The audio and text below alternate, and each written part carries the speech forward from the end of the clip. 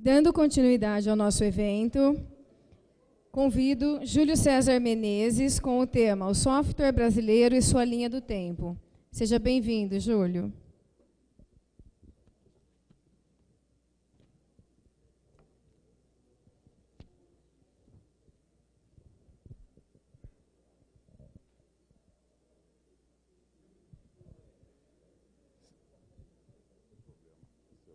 Não tem aquele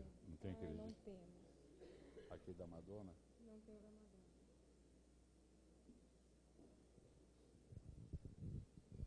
Olá, pessoal, bom dia. Essa palestra que eu vou mostrar aqui para vocês reflete o tempo que eu trabalhei. Nessa época, o Mar Morto ainda estava ligeiramente adoecido ainda, já tem tempo para chuchu, né? Mas o Brasil ele já foi uma potência. Nós já chegamos a ser o sexto do mundo em TI, tanto a nível de hardware quanto a nível de software, né? Mas a gente contrariou muitos interesses econômicos, e sempre que você contraria interesse econômico aqui nesse país, você se dá mal, né? Entrou um super estadista aqui no Brasil, chamado Sarney, né? Que conseguiu acabar com o sonho brasileiro. Nessa mesma época, a Índia e a Israel tinham uma reserva de informática feita, e eles conseguiram tocar para frente e deu no que deu. Está aí a Índia exportando técnico para tudo quanto é lado, com uma informática de primeiro mundo. E a gente fez muita coisa aqui no Brasil nessa época. Eu fiz um apanhado uma vez, porque comecei a trabalhar em software livre, e depois eu vou mostrar para vocês, o pessoal que trabalhou comigo nessa época começou a se juntar de novo agora, graças ao Zap, né, ao WhatsApp. A gente começou a se juntar de novo agora, e a grande verdade é a seguinte: dos 14 que nós conseguimos agrupar de novo, 12 estão usando software livre. E um é dono de uma reserva, de uma revenda da Microsoft. Quer dizer, esse aí realmente não usa software livre. Então, eu achava que a sequência, se fosse software livre naquela época, não teria havido o boicote que houve, né? A gente continuaria desenvolvendo software de altíssima qualidade que a gente desenvolvia, e não teria havido o boicote que houve. E ninguém nota, né, que eu sou um cara de software livre. Olha meu guarda-chuva. Ninguém nota, né? Então vamos lá. O primeiro slide aqui já mostra que realmente olha lá. Então, essa palestra é feita para isso, eu estou adaptando ela aqui para vocês, tá? Foi feita para era uma palestra de evangelização para o pessoal, para mostrar para ele o que nós já fizemos no Brasil e que a gente tem condição de fazer software livre de altíssima qualidade, tá? Então, estou adaptando isso para vocês, para mostrar como é que era o negócio aqui no Brasil, que pouca gente tem notícia disso. E para dar um cafuné no ego de todo mundo, que nós somos grandes desenvolvedores. Software livre, desenvolvimento de software requer criatividade. Quanto mais criativo, melhor é o teu software. E criatividade, ninguém barra a gente, né? Você vê aí como é que a gente consegue burlar tudo quanto é lei aí, tá vendo? Então, na apresentação, para mostrar o papel que a gente já ocupou na Reserva Mundial e fazer as devidas comparações com o governo de software livre, que está começando, não vou fazer comparação nenhuma, tá? Só vou mostrar a importância agora, aí é mostrar agora, nessa palestra, é mostrar a vida da cobra como era. Então, olha só, nos anos 70, época da reserva de mercado, o Brasil exportava hardware. O Brasil começou a fabricar, só para vocês terem uma ideia do negócio, o primeiro projeto que a gente pegou, eu vou falar mais da Cobra Computadores, que foi onde eu trabalhei, tá? O primeiro projeto que a gente pegou na Cobra Computadores chamava Cobra 400. Era um computador desse tamanho, era um Philips gigante. Sabe aquele barbeador Philips? Era um Philips desse tamanho. E era uma máquina de entrada de dados. Essa máquina veio para o Brasil, era uma Sycor 440. A gente pagava royalties por ela, e a gente criou dentro da Cobra um departamento só de metalurgia para fazer a caixa do computador. Por que a caixa do computador?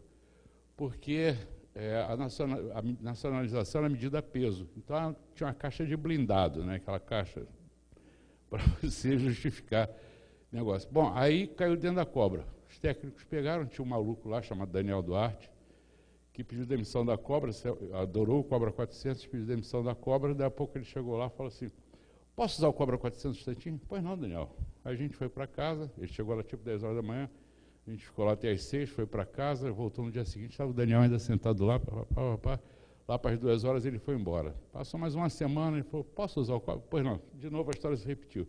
Ele fez umas 3 a 4 semanas, virou umas 4, 5 noites lá dentro, e depois falou assim, eu fiz um sistema, eu reescrevi o sistema operacional dessa máquina, está um pouquinho mais veloz. A gente foi ver, estava 40% mais veloz o sistema operacional que ele reescreveu. 40%, não é 4, é 40%. E com uma modificaçãozinha de hardware que a gente chamou de ordem de modificação, OM24, que era só uma modificação de um IRQzinho, coisa besta que fazia em campo rapidamente. Né? Resultado, o que aconteceu? O Cobra 400 virou Cobra 402. E a Sycor americana passou a pagar royalty do software da gente. Inverteu-se a história. Então, isso foi o primeiro produto que a gente importou, foi o Cobra 400, já aconteceu essa história. Tá? Então, só que a Cobra viveu naquela fase de transição em que o hardware era muito caro e o software era software livre. Né? Eu trabalhei na Boroughs antes da Cobra, o MCP, que era o sistema operacional, você tinha uns fontes do MCP na mão, você podia mexer à vontade. Eu, inclusive, fiz o sistema de fitoteca para a Boroughs, em Algol, fiz um sistema de fitoteca, todo com intervenção todas as intervenções do SCP em fita alteravam o meu sistema. Entendeu? Quer dizer, antigamente era assim, porque o custo de hardware era tão violento, né? Você imagina núcleo de ferrite, a memória do núcleo de ferrite. Alguém tem uma ideia do que seja uma memória núcleo de ferrite? Você tem um anel, um núcleo de ferrite, um anel de ferrite, onde você passa a corrente nesse sentido. É a regra da mão direita de eletrostática. Você passa a corrente nesse direito. Ele fica magnetizado nesse sentido. Isso é um bit 0. Se você passar assim, ele fica magnetizado nesse sentido, é um bit 1. Ou seja, cada bit era um anelzinho de ferrite. Você imagina, um byte era uma máquina de 64 bytes, era o tamanho do auditório. Né? Quer dizer, era uma loucura. E depois, quando o cara fez o estado sólido, isso barateou demais. Né? Aí os caras começaram a cobrar pelo software para aumentar o lucro. Né? Então, nessa época, o Brasil exportava hardware. Aí depois, quando começou a mudar, no início dos anos 80, que a gente começou a produzir software de alta qualidade, a gente passou a exportar software. Né? E hoje em dia, gente, infelizmente, o Brasil só exporta Tupperware. Né? Então, a gente, e essa palestra é mais um cafuné no ego da rapaziada, para a rapaziada de TI, botar a mão na massa e vamos produzir porque a gente pode. Eu sou professor também, então eu tive um aluno que falou, por que você não fez isso? Ah, porque não tinha nenhuma classe pronta. Eu falei assim, ô imbecil, quando eu comecei a trabalhar, qual era a classe que tinha pronta, cara? Você tinha que fazer tudo na munheca. Eu me lembro de uma vez um projeto que eu fui fazer para o Sudã, que você, para fazer um arquivo indexado, você só podia usar 8 bits. E o processo da Sudã tinha 14 bits. E eu tive que fazer uma rotina para fazer aquilo funcionar. Tem que funcionar, cara, não tem jeito. Então a gente inventou o negócio, perdi um mês da minha vida só imaginando como é que eu ia fazer aquele negócio sem dar colisão. Vai passar 14 algarismos para 8, vai dar colisão. E deu. Mas eu fiz um tratamento da colisão. Mas consegui fazer o projeto. Então, quer dizer, a gente tem que fazer as coisas acontecer. Né? Hoje em dia, não pode ficar sentado que nem gato de armazém, ficar sentado lá em cima do saco de arroz. Não pode. Tem que fazer a coisa acontecer. Né? Pois é, então, olha só. Então, essa é a verdade. A coisa funciona assim. Ó. O custo do hardware vinha caindo drasticamente e o custo do software aumentando. Por que o custo do software aumentando? Só para... o custo do hardware em queda, com a melhora dos processos produtivos e a redução dos custos dos componentes. Né? Então, foi aumentando o custo do software para quê? Para aumentar o lucro. Né? O lucro acompanhava o custo do software, à medida que o custo do software já estava pago, já estava amortizado. Né? Então, à medida que você aumentava o custo do software, você aumentava o lucro do fabricante. Foi o início das caixinhas. Né? Então, no início, o software ele era praticamente livre, ele só não era livre porque ele não era colaborativo. Como eu falei para vocês, eu fiz esse sistema de fitoteca, que cá para nós, modéstia à parte, ficou muito legal. Mas, por não ser colaborativo, eu não conseguia botar aquele negócio no MCP, que era o Sistema Operacional da Boros. Tá? A Boros nem sabia que existia, para te falar a verdade, né? E eu trabalhava na Boros, mas aqui no Brasil, eu trabalhava em Terra Tupiniquim. Mas eu não conseguia pegar esse negócio e botar, porque não tinha internet, não tinha nada disso, eu não conseguia botar esse negócio lá. Cada vez que saiu uma release nova do MCP, eu tinha que reescrever, fazer não sei quantas alterações no MCP de novo, para o meu sistema funcionar. Até que, porra, perdi o saco e morreu, entendeu? O programa morreu. Então, essa é que é a grande diferença. E a gente, eles eram vendidos casados, quer dizer, que você, quando comprava o software, quando você comprava o hardware, você ganhava o software, a gente tinha acesso ao código-fonte alterável, só que as alterações não eram incorporadas pelo fabricante, é isso que eu estou falando. Tá? Entre os anos 70 e os anos 80, a gente produziu, olha só o que a gente produziu. Esse Cobra 700 é o projeto mãe da Cobra. Tá? A Cobra começou por causa disso aqui. Isso aqui era um projeto da Marinha, para a Marinha Brasileira, para fazer cálculo de tiro das fragatas. Tá? Era o Cobra 700. Isso aí virou outra Cobra, virou a parte, era um negócio à parte, a gente chamava de marmitão, porque era um prédio todo de alumínio, todo quadrado, era igual uma marmita gigante mesmo. Então era um marmitão. E lá só se fazia esse Cobra 400. Era outro time, não conhecia nem o pessoal de lá, nem o pessoal de lá conhecia a gente. Aqui nós temos esse Cobra 400, do qual eu fui para os Estados Unidos para fazer o curso dele.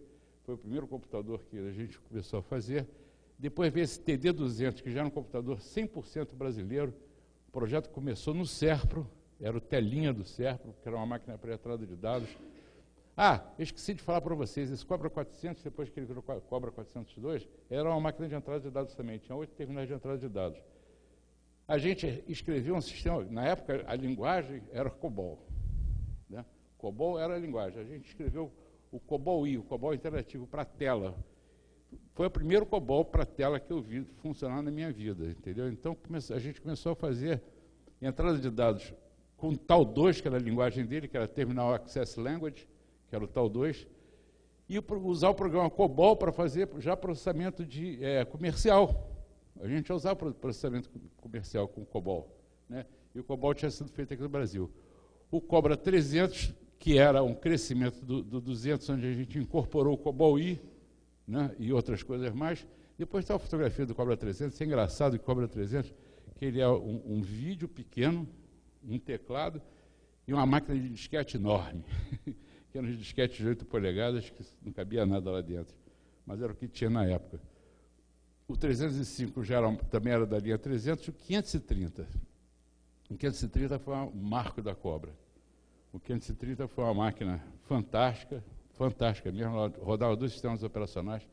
Tinha um sistema operacional chamado DOS, SOD, que é o Sistema Operacional em Disco, SOD, e tinha o Sistema Operacional MAMPS, no qual eu trabalhei no desenvolvimento do MAMPS. Eu fui coordenador do MAMPS do 530.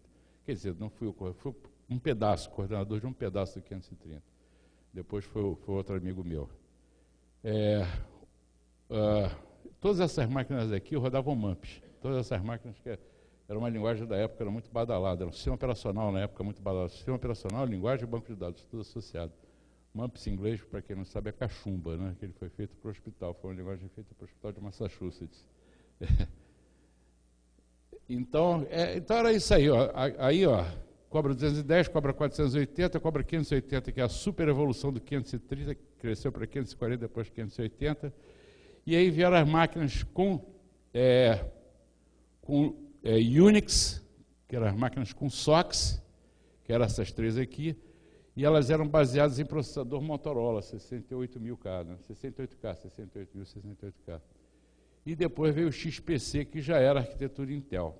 Deixa eu contar uma coisa para vocês.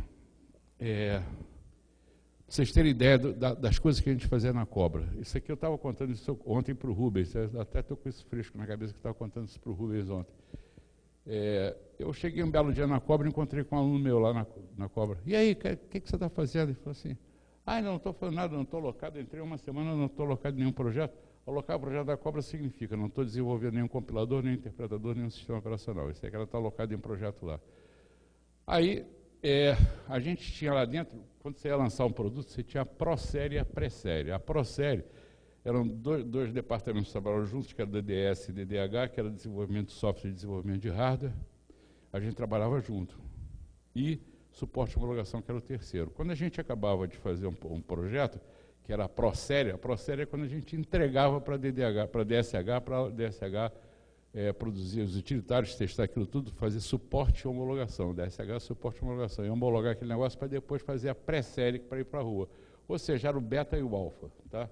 Atualmente, a nomenclatura seria essa. Então, na véspera da ProSérie, no dia da ProSérie, a gente entregou o projeto, saiu da Cobra às 2 horas da madrugada, e fomos tomar um chopp para comemorar, né? Não podia deixar de ser. Aí, tem sempre aquele pessimista que fala assim, pô, não sei o que a gente está comemorando. Amanhã a gente já vai começar a desenvolver o SOX para a plataforma Intel, mais 2 anos de trabalho. Aí o Beto, um colega nosso estava lá, falou assim, eu estava pensando aqui ontem, não vou nem dizer ontem, eu falei até para o Rubens onde ele estava, mas não vou nem dizer. Eu estava pensando ontem que a gente podia, naquela parte que a gente trata dos endereçamentos de hardware, quando a parte mais interna do kernel do Linux, se a gente pegasse esse negócio aqui, a gente pusesse um envelope em volta disso, de forma que a gente trocasse só os endereços do envelope, não trocasse o conteúdo da carta, a gente podia agilizar essa mudança. Aí, Beto, mas isso assim, não, eu já pensei nisso, podia fazer assim, podia fazer assado, pá. Aí veio a minha grande contribuição para esse projeto, que foi o seguinte, cara, meu aluno acabou de entrar para a Cobra, sabe Assembler, e não está alocado em nenhum projeto, vamos trazer ele para cá. Foi minha grande contribuição nesse negócio. Aí trouxeram o AG escreveu o envelope, passou a se chamar envelope lá dentro, o que 15 anos mais tarde passou a se chamar JVM. Tá? Isso foi feito em 1980 aqui no Brasil, dentro da Cobra. Essa é a boa notícia. A má notícia é que o que eu estou falando pode ser mentira, porque não existe mais nada que prove isso. Sumiu tudo. Foi o quarto Unix do mundo, o único desenvolvido fora dos Estados Unidos, reconhecido pelo X-Open, que é o POSIX daquela época. A gente tinha uma estrela do POSIX, uma estrela dourada, um quadro com uma estrela dourada do POSIX, sumiu tudo, não se tem mais notícia nenhuma disso. Tá? O Sarney acabou com esse troço, Sarney botou um cara lá para acabar com a Cobra e conseguiu acabar com a Cobra. Pronto, então a gente fez isso aí. A pessoa, olha só, outra coisa, alguma dúvida que vocês tiverem, me interrompe na hora, tá? Me interrompe na hora, não deixa passar, não. Porque é um lance bacana da história, eu acho legal a gente... Pode interromper. Se eu souber, eu respondo. Tem muita coisa que eu não sei, que eu não lembro mais. Na cabeça de velho, sabe como é que é, né? Só aquilo dali foi hardware. O sistema operacional que a gente fez, sistema operacional mono-usuário, sistema operacional em disco, que era o sistema operacional do 530, MAMPs, todas as máquinas tinham MAMPs. SPM era o nome do sistema que estava muito badalado na época, que a gente fez dentro da Cobra, que era o CPM, tá? Que rodava os Mac, rodava o CPM, etc. Todo mundo rodava o CPM. E a gente fez esse SPM, que é a diferença do SPM para o CPM. Aí, por que vocês não chamaram de CPM? Porque o nosso era multiusuário. O CPM era mono-usuário, o nosso era multiusuário. Tá? Então, a gente fez o SOX, que é esse que eu acabei de falar para você, que é o Sistema Operacional X, que é o MAMPS, que é o Unix. LPS, olha a linguagem, LPS, Linguagem de Programação de Sistemas. Essa linguagem, eu conheço uma outra posterior a ela, que é igualzinha a ela. Igualzinha. Se vocês pesquisarem na internet e acharem alguma coisa de LPS, compara. Bom, eu conheço uma igualzinha. Eu acho que houve, na época chamava-se clonagem, né? Quando o Bill Gates copiava dos outros era clonagem, depois passaram a copiar dele e virou pirataria. Né? Alguém sabe qual é o primeiro produto da Microsoft? Não? Basic não. Chuta outro. Hein? Qual? Xenix. Xenix. O primeiro produto da Microsoft foi o Xenix. Eu já usei todos os Unix. Eu vou falar para vocês, não é maldade minha, não. Eu já usei todos os Unix, praticamente. Xenix é disparado o pior que eu já vi. Ele, para ficar ruim, ele tem que melhorar muito. Ele melhorou muito quando ele foi comprado pela SCO e continuou muito ruim, né?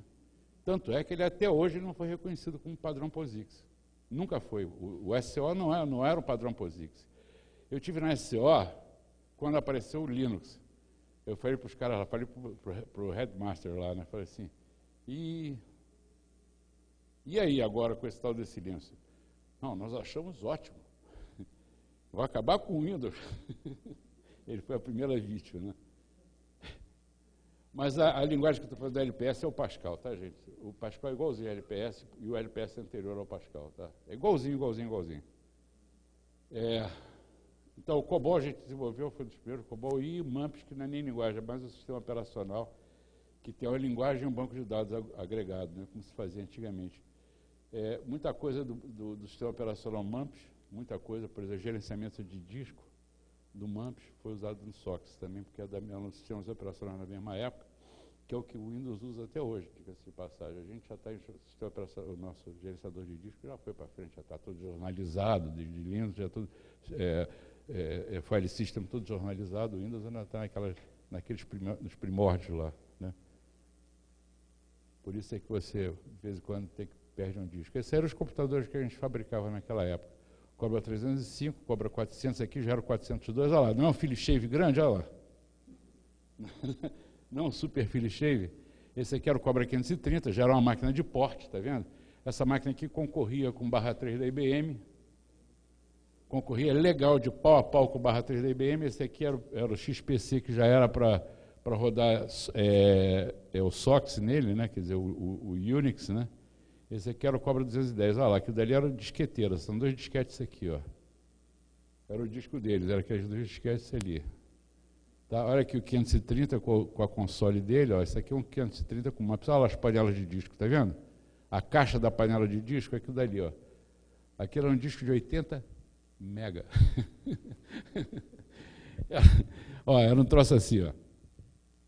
Desse tamanho e dessa altura, 80 mega. Tá? Eu cheguei a trabalhar com o disco na Boros, que tinha 10 mega, mas ele era, como é que eu vou mostrar para vocês? Ele era mais ou menos do tamanho dessa tela aí, tá? Tinha 10 mega, mas ele tinha uma cabeça em cada trilha, ele não posicionava a cabeça, era rápido para chutar, não tão rápido assim, porque ele girava devagar, né? Era quase que o 33, aquele 33 rotações de vinil, né? Ele rodava lento, mas ele não tinha, era uma cabeça em cada trilha, fazendo fazendo o símbolo do Debian. Assim, as cabeças faziam, já falava do Debian naquela época, tá vendo? Então é isso aí. Eu acho interessante isso, que aquilo dali, ó, a tampa da panela de disco, que o disco era removível, né? Você põe aquela tampa, aí enfiava a tampa lá dentro, rodava, puxava a panela toda junto, pegava, punha outra, tirava, pá, a tampa. O disco era removível. Tá. Isso aqui era um PERT, olha só. Isso aqui era um PERT que a gente fazia para lançar os produtos em cima. Deixa eu ver aqui, deixa eu me lembrar desse troço que eu já nem me lembro mais. Local da sucesso, Rio, São Paulo, Rio, São Paulo, Rio, São Paulo. Os lançamentos das máquinas eram projetados para irem para sucesso. O Rubens lembra do sucesso. Sucesso era um evento de informática que tinha, que era um ano no... Primeiro era só no Rio, depois passou a ser um ano no Rio e o outro em São Paulo, que era da Sociedade dos Usuários de Computadores e Equipamentos Subsidiários, por isso sucesso. Era uma feira, assim, uma festa enorme, eu ia para lá, todo mundo servindo uísque, entrava todo mundo lá, legal, saia todo mundo bêbado. E era isso, era sucesso. Mas era 20, 30 mil pessoas que iam num negócio desse, né, Rubens? Num evento desse. Hoje em dia, o maior evento que tem de software hoje são os eventos de software livre, que é a Latinoware com 7, 8 mil pessoas, e o FISLI, que já chegou a 10 mil, mas agora está caindo também. Hein? Quem está falando? Eu estou achando que não vai ter, não. Eu já tentei me comunicar com ele, até agora não me convidaram para ir lá. Eles sempre me convidam, até agora não me convidaram. Né? A Latinoar já começou a falar comigo, mas o filho não. Não sei, não sei. Mas, então tá, então isso aqui era a gente se programando para lançar as máquinas, está vendo lá? Projeto ou produto exibido em protótipo. É que a gente já ia mostrar lá para... Né?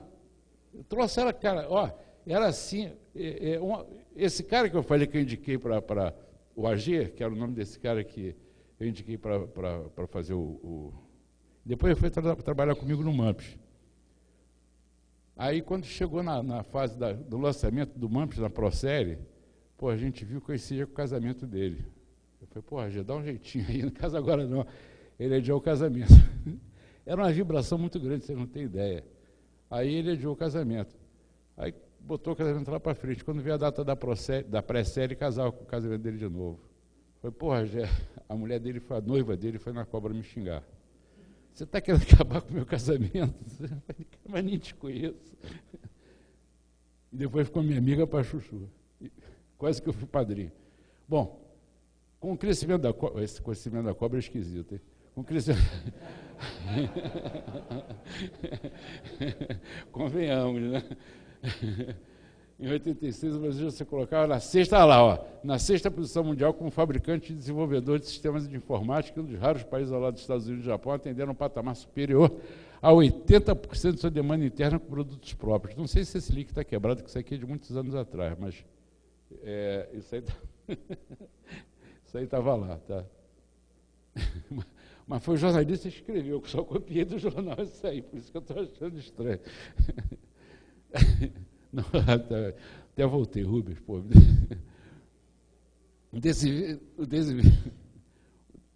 A que ponto nós chegamos, né? O desenvolvimento e padronização dos sistemas X do Brasil representa um raro momento da história da computação na qual é possível ter-se total controle de uma tecnologia que vem se firmando no exterior como um padrão internacional.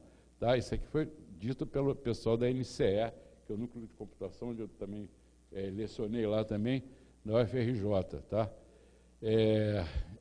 E realmente é verdade. E ele lá estava desenvolvendo o Plurix. Tá? E realmente é verdade. A gente teve projeção mundial com esse lançamento. Deixa eu falar para vocês por que é o quarto. Deixa eu explicar para vocês por que é o quarto. Não é bem um quarto, não. É muito melhor do que ser o quarto. Porque é mais a sala. Porque, olha só, o primeiro foi o da AT&T. Tá, tudo bem, foi o cara que inventou o Unix. Né? O segundo foi... A AT&T ela tinha monopólio de telefonia, ela não podia vender... Tem uma lei americana, lei do... esqueci, antitrust, que você não pode obter lucro em outra área que não seja que você... Se você tem monopólio numa área, você só pode obter lucro naquela área, você não pode atrair outra área. Isso é uma pena que não tem aqui no Brasil, senão não teria ninguém com o monopólio da mídia em geral, por exemplo, né? Então eles não podiam vender sistema operacional. Aí o que eles fizeram? Eles pegaram aquele negócio para tirar um dinheirinho daquilo e doaram aquilo para a fundação de Berkeley, onde estudava o Bill Gates. Daí surgiu o Xenix. Tá? Então, eles doaram para Berkeley. E Berkeley eles fizeram um cara chamado BSD, que era Berkeley System Development. Hoje é Berkeley System Distribution. Depois que viraram 3 distribuições BSD, no início eram 3, hoje já são N, mas quando era o FreeBSD, NetBSD e o OpenBSD, o D virou Distribution, mas antigamente era Development. Então, o BSD foi o segundo, mas veja só, o BSD não foi desenvolvido, ele já pegou pronto, os fontes prontos da coisa. O terceiro a ser desenvolvido, a Siemens, ela tinha um braço de tecnologia chamado Nixdorf. A Nixdorf, ela estava fazendo... Minha filha nasceu em 1980, eu não sabia... E o nome da minha filha era Bruno, porque eu não sabia se era homem ou se era menina, porque eu não tinha ainda no Brasil ultrassonografia nessa época. E os caras já estavam pesquisando em cima de computação. Aquela do túnel, como é o nome daquilo? Tomografia. Já estava pesquisando em cima de tomografia e estavam botando um Unix embarcado na máquina para fazer tomografia. Né? Uma coisa séria dessa tinha que ser Unix, não podia ser Windows. Né? Então, os caras puseram lá fizeram um Unix restrito, né? Não tinha interface gráfica, não tinha nada. Era um Unix super restrito, só para atender aquelas necessidades da máquina. E o quarto foi nosso. O nosso foi 100% desenvolvido em cima dos padrões POSIX, ou dos padrões XOpen. Foi todo desenvolvido em cima dos padrões, né? Para vocês terem uma ideia, os padrões do XOpen eram 800 e poucas páginas, não me lembro, mas eram 800 e poucas páginas de especificação. Há pouco tempo atrás nós recebemos, o Rubens até viveu isso, nós recebemos aqui no Brasil a especificação às pressas, que era Fast Track, né, da Microsoft, para homologar como é que é o nome daquele troço? O MS Office, que é como é que é?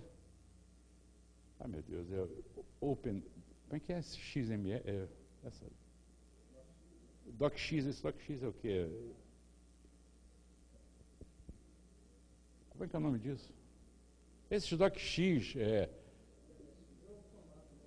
esse formato da Microsoft veio para ser homologado em 6 meses, o sistema operacional inteiro é 800 páginas, dele eram 6.000 páginas, mais figuras e etc, outra coisa. Quer dizer, para não poder homologar mesmo, para não dar tempo.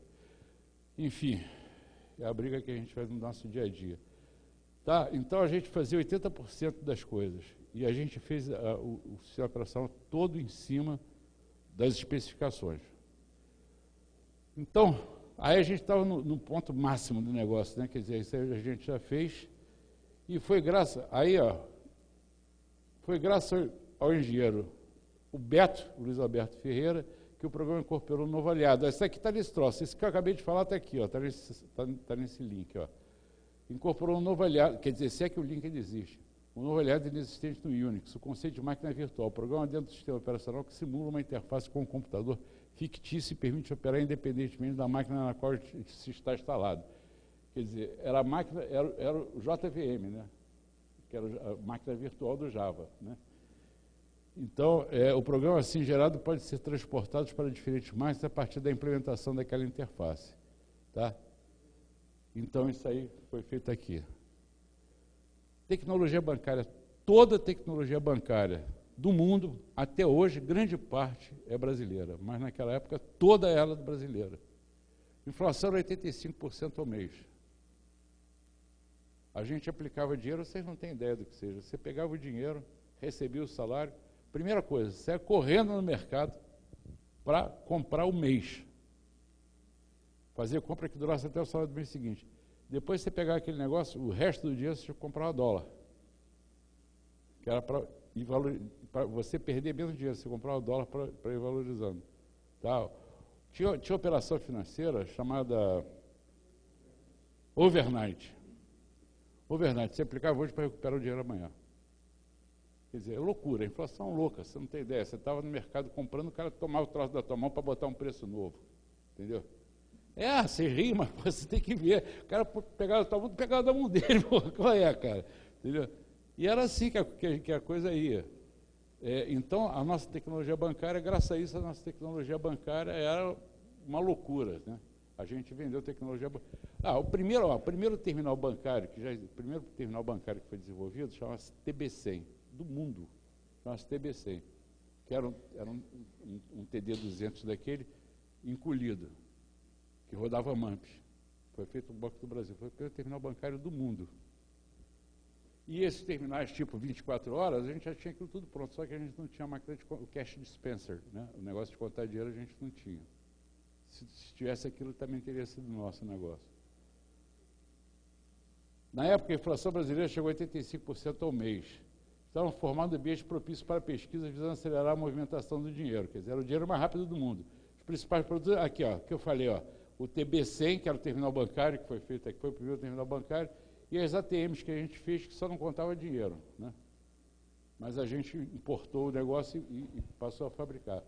E aí começou a derrocar dos Estados Unidos. De quebra se encontrava no meio disso aqui, eu começo a se corrigir, porque isso aqui tudo foi copiado de jornal, de coisas. Nada disso foi eu que escrevi, tá? De quebra se encontrava no meio de um contencioso com os Estados Unidos. Primeiro pela disputa com a AT&T contra a natureza do SOX. Olha a imprensa brasileira como é que colocava as coisas, ó. Engenharia reversa ou cópia. Nenhum, nem outro. Foi feito em cima dos padrões. Eu estava lá. Eu estava lá. Não foi nem engenharia reversa, nem cópia. Depois a aliança com as cópias em torno do Cisne. O que era o Cisne? Cisne, na época, tinha dois sistemas operacionais que eram top de linha, que eram o Unix e o DOS da Microsoft. Tá? A gente fez o DOS aqui, as Copos fez o DOS, chamou de Cisne. Tá? Aí o Bill Gates veio com essa história de que era clone. O cara chegou e falou assim, não é, teu sistema operacional é em Assembler, o meu é em C, não tem nada clonado. E mostrou as fontes, está aqui, escrito em C. Tá? Então não tinha nada clonado, mas atrapalhava a venda do cara, porque aqui no Brasil não se vendia só se vendia o Cisne, era reserva de mercado, era fechado o mercado. Mas, deixa eu falar uma coisa para vocês, o mercado era fechado sim, tá? Mas, se você quisesse comprar um uísque importado, Scotch, você provavelmente, nessa época, a gente chamava Cidade do Leste, essa cidade do Paraguai, chamava nessa época Puerto Stroessner. E eu dizia que ia comprar um Old Stroessner, porque vinha tudo do Paraguai, seja lá ele bom, ou seja lá chá, seja lá o que for, era de lá que você ia comprar e pagava uma fortuna por isso. Carro importado, nem pensar. Tá? Você, para comprar carro importado, você tinha que ser muito rico, porque você vai comprar uma Mercedes com 5 anos de uso. Os mais velhos aí sabem disso. Você só podia comprar uma Mercedes com 5 anos de uso porque tinha sido o carro de um corpo consular, que depois de 5 anos de uso o cara podia vender e todos eles tinham Mercedes, era por isso. E você ia pagar pelo preço de um Mercedes um apartamento de 5 quartos na Avenida Paulista. Era quanto custava a Mercedes, entendeu? Então não era o computador que era caro, era tudo que era importado era caro. O mercado brasileiro era altamente fechado nessa época. Tá? Então, só que aqui quando você fecha, quem comprava computador? O empresário, é o dono do capital. Quando você fecha o mercado, o produto é muito caro. Mas ela ainda era mais barato do que o importado. Só que o importado podia fazer dumping, podia jogar o preço lá para baixo. Aí o governo não deixava subir o imposto dele, aí dizia que era por causa da indústria nacional que o preço era alto. E não era, é para não ter dumping. Bom, enfim, essa briga aí demorou, então, suportando uma pressão que passava por Bill Gates e chegava ao Departamento de Comércio dos Estados Unidos. Isso aí foi um contencioso mesmo, que nem a Guerra das Lagostas que a gente teve com os franceses, foi uma briga danada desse troço aí. Isso aí deu pano para manga dessa. Então, quase um século de relações entre os dois países. Já na Guerra de 70 teve início a política brasileira de informática, que vigorou 3 anos, foi o primeiro contencioso sério na relação entre os dois países. Tá? Foi o primeiro que teve sério. E aqui também dá notícia nesse cara aqui, no dia 28 de abril de 2005. Ó. Ele voltou a falar sobre isso. Isso aqui eu tirei do dia 28 de abril de 2005.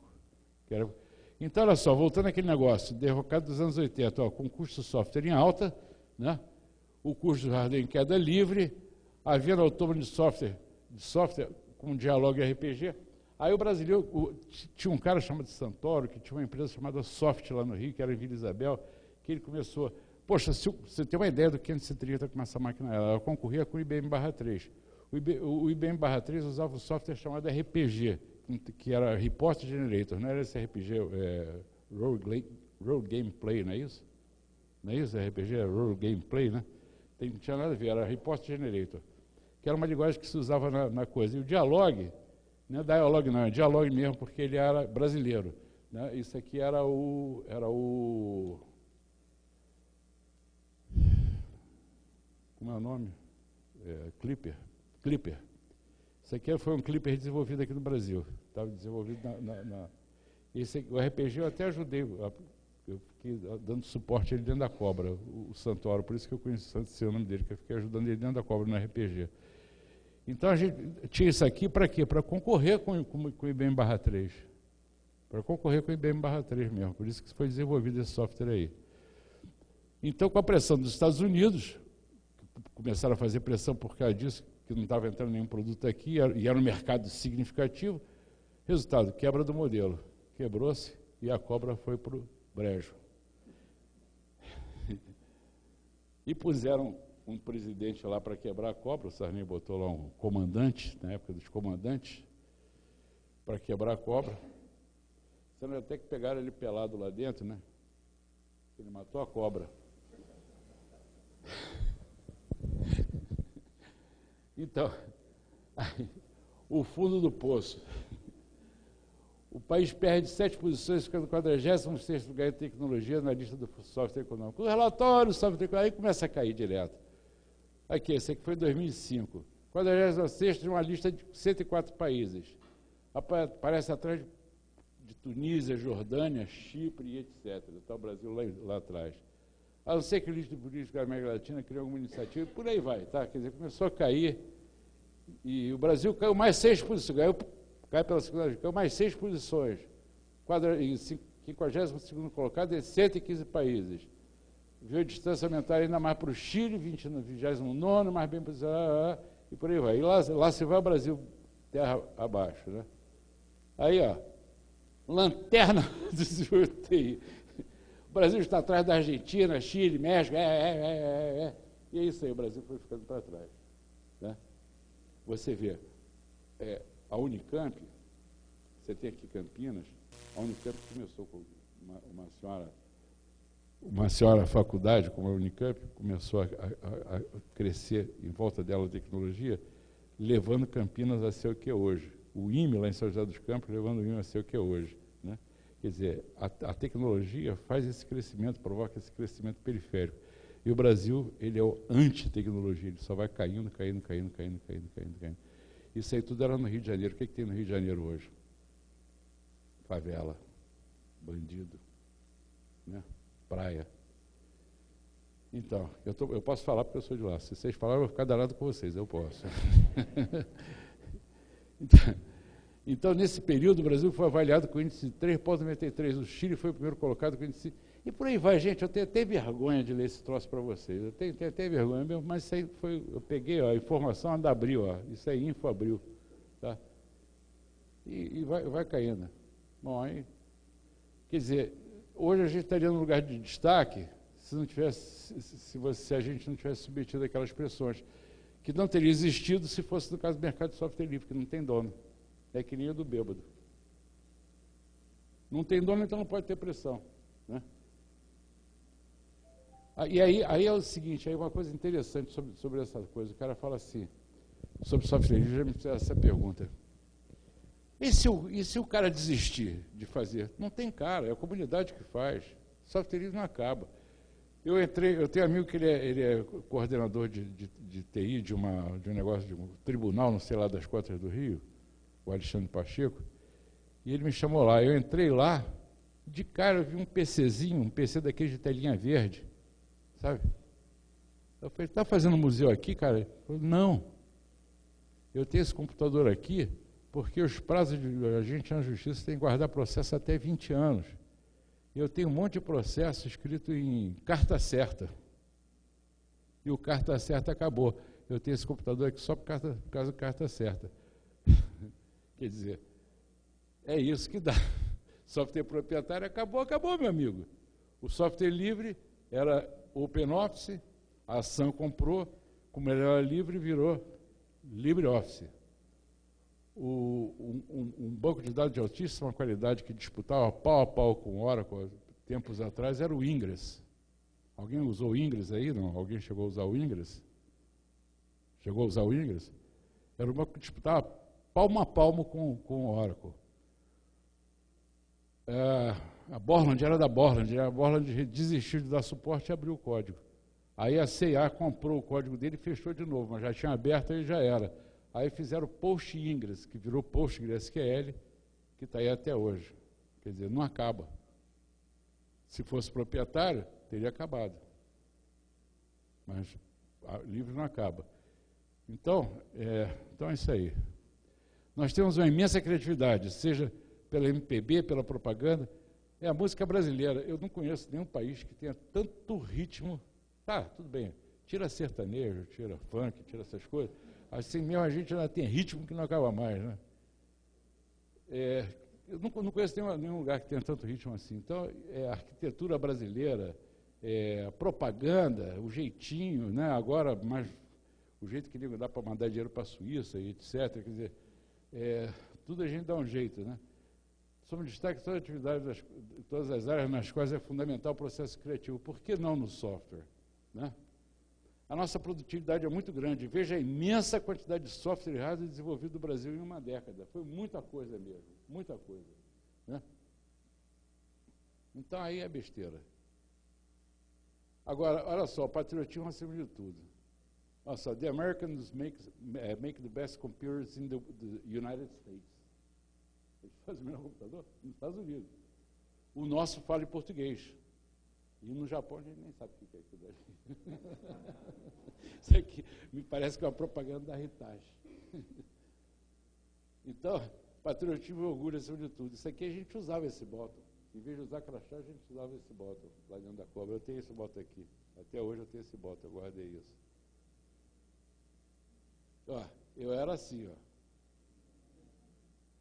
Hoje, ó, tudo gordo, velho, biriteiro.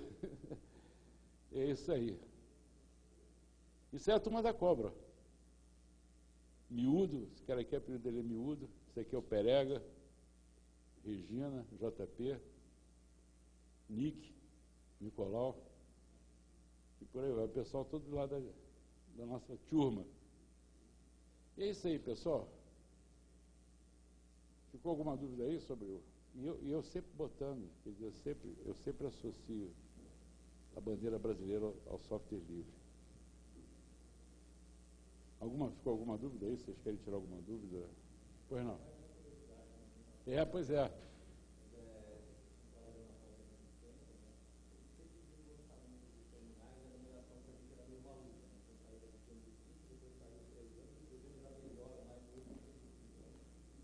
Pois é, cara, mas é muito doido isso. Porque é o seguinte, a evolução do 300, você teve o TD200, que eram duas linhas distintas, né, de processamento, de processadores, né, eram linhas de desenho de hardware distintas. A linha começou com o TD200, que era uma máquina de entrada de dados que se programava. Tinha uma linguagem interessante, é o seguinte, a linguagem de entrada de dados do TD200 era LTD, Linguagem de Transmissão de Dados. Você não escrevia if, você não escrevia while, você escrevia se e escrevia enquanto. A linguagem era toda escrita em português. É esquisito você programar em português, entendeu? É muito esquisito você programar em português. E é uma linguagem que até hoje eu nunca vi nada parecido, que ele fazia todas as estatísticas do digitador. Todas as estatísticas, quantas vezes ele teclava errado, quantas vezes ele voltava, quantos toques ele dava por minuto, etc. Era um troço assim fora do comum. Tipo, eu sou engenheiro de produção, né, mas aí eu me lembro daquela teoria da produção qual era o nome dele, daquele cara que era um filho da mãe, que controlava os caras, se não produzisse, está na rua. Clássico, agora eu esqueci o nome dele. Mas ele era para isso, para você. Então não produziu? Rua! Mas ele tinha um controle perfeito. Então, quer dizer, você tinha por ali, essa linha TD200 cresceu para 300, aí quando começaram a criaram a parte mais... O 300 era um 200 com mais capacidade. E para aumentar essa capacidade é uma coisa interessante, as máquinas só endereçavam até FF, que eram 8 bits, eram 4 bits, você só conseguia endereçar até FF. Aí criava dois endereçadores, um endereçador apontava para o outro para você poder ir mais longe, poder endereçar 64K. Entendeu? Era uma loucura. Era uma loucura. Então, você, para trabalhar em C com esse troço, estava o tempo inteiro. Alguém conhece C aqui? Você trabalhava o tempo inteiro com o ponteiro do ponteiro. Você sempre apontava para o endereço onde estava o dado. Você nunca apontava para o dado. Você sempre apontava para o endereço onde estava o dado. Quer dizer, você tinha que trabalhar. E o sistema operacional todo desenvolvido assim. 540 é exatamente isso. 540 é a evolução do 530, que duplicou a capacidade de memória dele por causa disso. Que a gente lá dentro era tudo em português. Então, o bus, para a gente, era via comum. CPU era UCP, né? O registrador era base de longa origem, base de longa distância, né? Então, o negócio era tudo em português. Era muito legal, cara, muito legal. Eu falo essas coisas, até hoje eu fico arrepiado. Hein? O Cisne. O código do programa, todos os comentários eram em português. Eu tive com o código do Cisne na mão. Ele era todo em português, mas ele era C. Ele era escrito em C. Mas foi uma época muito legal, cara, muito legal, muito legal. A gente trabalhava com o coração. Tanto é, eu tenho um livro publicado aí, que eu já fui presidente de empresa grande, já fui diretor de empresa grande, já fiz mestrado, nada disso eu ponho no livro, só ponho que eu trabalhei na Cobra. Entendeu? Que é realmente muito legal, cara. Foi uma experiência muito legal na minha vida.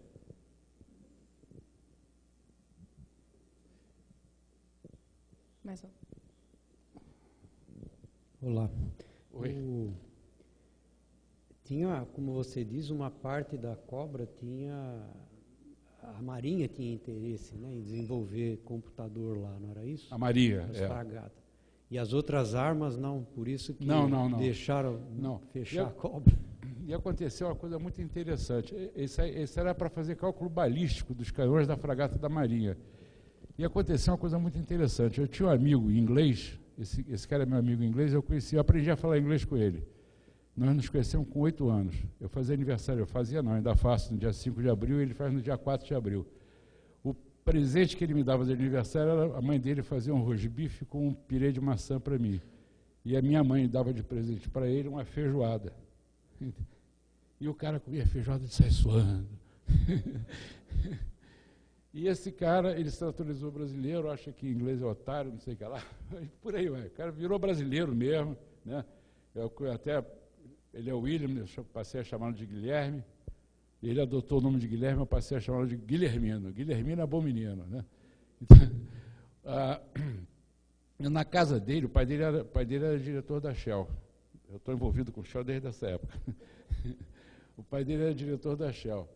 E teve uma festa de aniversário dele que me apresentou a um cara chamado Edmilson.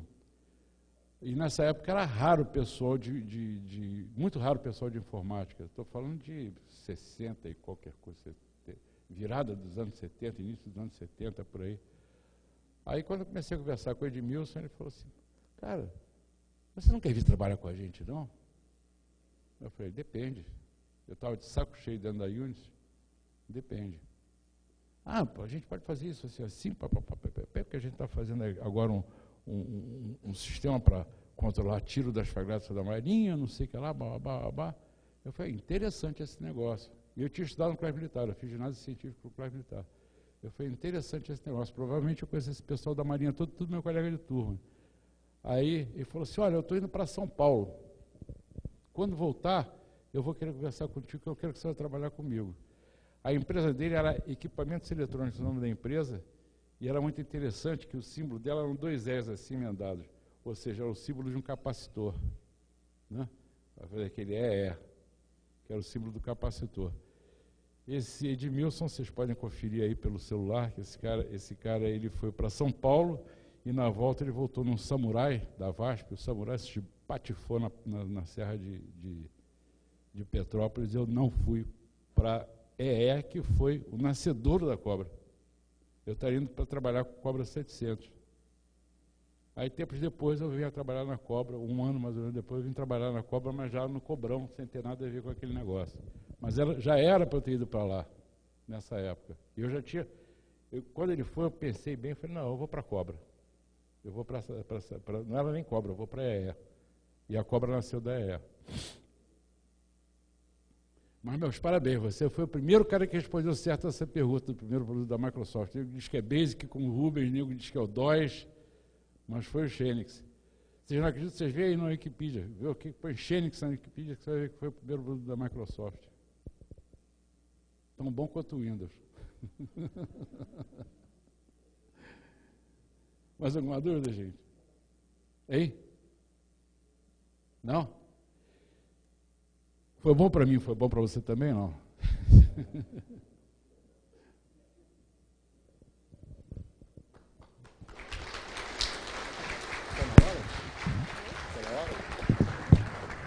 Muito obrigada pela participação. Uma lembrança da CETIC para você. Eu ia falar senhor para você.